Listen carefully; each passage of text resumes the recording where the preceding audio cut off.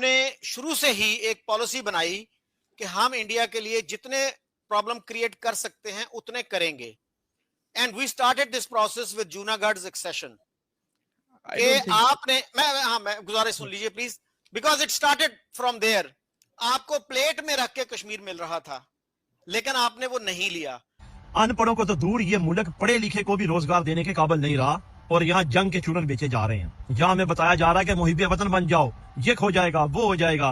और मेरे भाई, जो रियासत अपने नौजवान को रोजगार भी ना दे सके, उसको अच्छा फ्यूचर भी ना दे सके, उसको सिक्योरिटी, तालीम और सेहत भी ना दे सके, आप उसको ये सिखाएंगे कि तुम मोहब्बत करने वाले बन जाओ मुल्क के साथ? हाँ जी। कभी आज खबर ये आई है कि वो इंडस के पानी को डाइवर्ट करने के लिए प्लान कर रहे हैं, फिर एक कैनाल की खबर आती है जिसमें वो ज्यादा चिनाब का पानी डाल सकते हैं ताकि पाकिस्तान को पानी आगे जा ना पाए। पाकिस्तान की फौज ने जो टेररिज्म को धंधा बनाया हुआ है, वो सीधा सीधा कह रहे हैं सुख चैन की जिंदगी जियो ना, मेरी गोली तो है ही है तुम्हारे लिए। अगर जंग का बुखार आपके सिर से उतर गया हो ना, तो आप रियलिटी भी सुन लें कि पिछले 2 माह के अंदर पाकिस्तान में से 1,72,000 पाकिस्तानी नौजवान पढ़े लिखे इंजीनियर डिग्री होल्डर मुल्क छोड़कर चले गए हैं। किसके लिए? रोजगार तलाश करने के लिए। अगर दुनिया हमें समझती है कि हम टेररिस्ट हैं तो इतना गलत भी नहीं समझती। उसामा हमारे घर से 5 साल के बाद निकला है। ये हमें जरा रियलिटी को फेस करना चाहिए। सुख चैन की जिंदगी जियो, रोटी खाओ, वरना मेरी गोली तो है ही। आज उन्होंने रियासत गुजरात के शहर भोज में एक तकरीर की। वज़ीर-ए-आज़म मोदी जलसों में हर गुजरते दिन के साथ ऐसे बयान दे रहे हैं, बल्कि ऐसे धमकियां दे रहे हैं, रोटी खाओ वरना मेरी गोली तो है। हिजबुल मुजाहिदीन को तोड़ा गया बिकॉज उसमें एक अरब हेजेमनी आ रही थी। ओसामा बिन लादेन वो सपोर्टिंग दोज एलिमेंट्स, और उसे ब्रेकअप करके मसूद अजहर को सपोर्ट किया गया, और that was a part of a national security doctrine at one time. यानी कि ये मुल्क उन पढ़े लिखे लोगों को भी रोजगार अपने मुल्क में नहीं दे सका, और ये वो लोग थे जिसकी वजह से मुल्क ने तरक्की करनी थी, दुनिया में अपना मकाम बनाना था, लोगों के लिए रोजगार पैदा होने थे, अपने मुल्क ने दुनिया में ग्रो करना था। ये वो नौजवान थे, लेकिन ये नौजवान मुल्क छोड़ के बाहर रोजगार की तलाश में चले गए हैं, और अब इन नौजवानों की वजह से दूसरे मुल्क तरक्की करेंगे। टेररिज्म जो है वो हम खुद भी भुगत रहे हैं, लेकिन वो हमारे पड़ोसी भी उससे परेशान है। और पब्लिक को उन्होंने कहा कि पब्लिक इसके ऊपर जो है अपनी तरफ से कोशिश करे, इस चीज को रोकने की, इस चीज के ऊपर कार्रवाई करने की, ये उन्होंने कहा।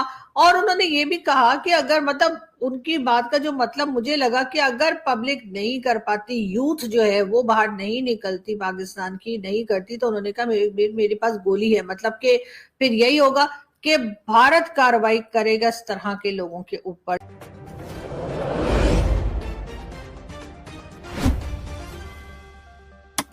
उसको मुल्क की मट्टी के साथ तो मोहब्बत हो सकती है, लेकिन वो माफिया जो मुल्क के ऊपर बैठा हुआ है ना, उससे वो बिल्कुल नफरत करेगा, और इंतहाई दर्जे की नफरत करेगा, क्योंकि वो ये समझता है कि इस हर चीज के पैदावार ये लोग हैं जो सिस्टम के बेनिफिशियरी हैं, जो ऊपर बैठ के सिस्टम बनाए हुए हैं। अब ये लोग, इन्होंने बहुत सारे ऐसे होंगे जिन्होंने इस मुल्क में नौकरियां तलाश की, कारोबार तलाश किए, लेकिन उनको धक्के दिए गए, उनको दुदकारा गया। 2-2 टके के लोग अनपढ़ जो उनकी डिग्रियां चेक करते होंगे, वो उनको दुदकारते होंगे, और आखिरकार ये लोग अपनी किस्मत का रोना रोते हुए मुल्क छोड़ के चले गए। हाँ जी, ये चूरन बेचना बंद कर दो और हकीकत को देखो, तुम कहां जा रहे हो, किस गड्ढे में गिरते जा रहे हो, अपना एहतसाब करो। राइटअप लिखा जो मुझे किसी ने फॉरवर्ड किया सोशल मीडिया पे, जिसमें आपने दूसरी चीजों के अलावा ये लिखा कि India does not want coexistence with Pakistan, it wants domination. और डोमिनेशन को हमारे यहाँ जो हमारे एकेडमिक्स हैं या डिप्लोमेट्स हैं, वो हेजेमनी का लफ्ज यूज करते हैं कि इंडिया इज अ हेमॉन, वो अपनी हेजेमनी चाहता है, डोमिनेशन चाहता है। तो ये जो चीज है बड़ी सब्जेक्टिव है, हेजेमनी वाली, डोमिनेशन वाली। मतलब बहुत से मुल्क हैं जो समझते हैं कि चाइना इज अ हेजेमॉन, लेकिन पाकिस्तान में शायद कोई एग्री ना करे इससे। Specially if you have a good opinion about China, तो यू विल नॉट से कि जी ये हेजेमॉन है। वियतनाम में किसी से पूछे, लोग शायद ये कहें कि चाइना इज अ हेजेमॉन। ताइवान में पूछ सकते हैं जी। तो वो जो है, जैसे चाइना ने अटैक भी किया था वियतनाम पे 1979 में। तो ये जो चीज है, क्या आप समझते हैं कि यही सबसे बड़ी रुकावट है, या अगर हम अच्छे ताल्लुकात कायम कर लेते इंडिया से, हमारा ज्यादा फायदा होता और हम इस डिबेट में ना पड़ते कि ये डोमिनेशन है, हिजेमनी है, या कोएग्जिस्टेंस है, या फ्रेंडशिप है? देखिए बहुत ही अच्छा सवाल।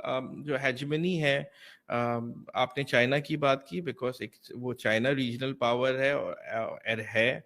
India wants to emerge as a regional power. मैं समझता हूँ कि वो है, एक बहुत बड़ा मुल्क है, $1.4 बिलियन है। You are talking about economy which is $4.55 trillion and growing with 6%।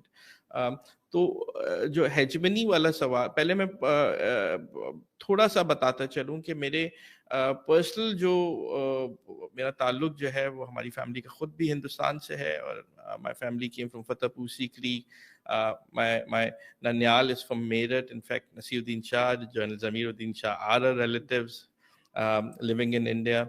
Here on this side, we have a lot of family who are into different agencies, security agencies, work for Pakistan and do. So I've been to India, और मेरे जो views हैं वो जो हैं वो जाहिर बात है कि you cannot keep same set of views.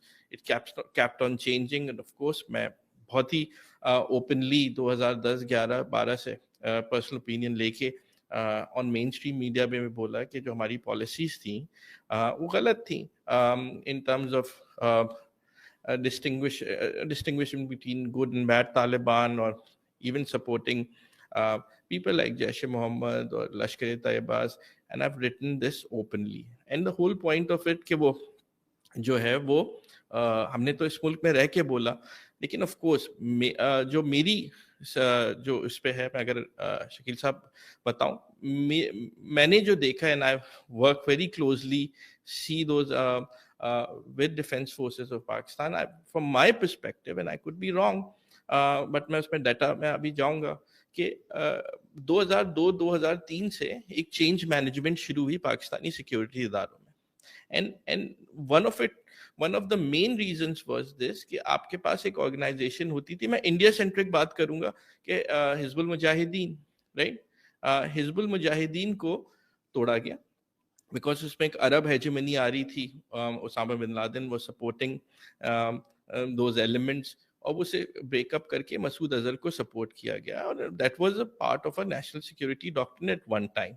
In about 2001 and especially 2, जब the world definition for terrorism changed, Shakeel sahab, जहाँ पे वेरी इंपॉर्टेंट एस्पेक्ट वाज कि जो आपकी जो डिस्टिंग्विशमेंट between freedom fighter or a terrorist became blur, तो आपके यहाँ भी एक पॉलिसी चेंज हुई। और सेकेंडली ये हुआ कि जैसे ही अफगानिस्तान से आपने वापस लोग आने शुरू हुए और कश्मीर से आपने चले पहले करते हैं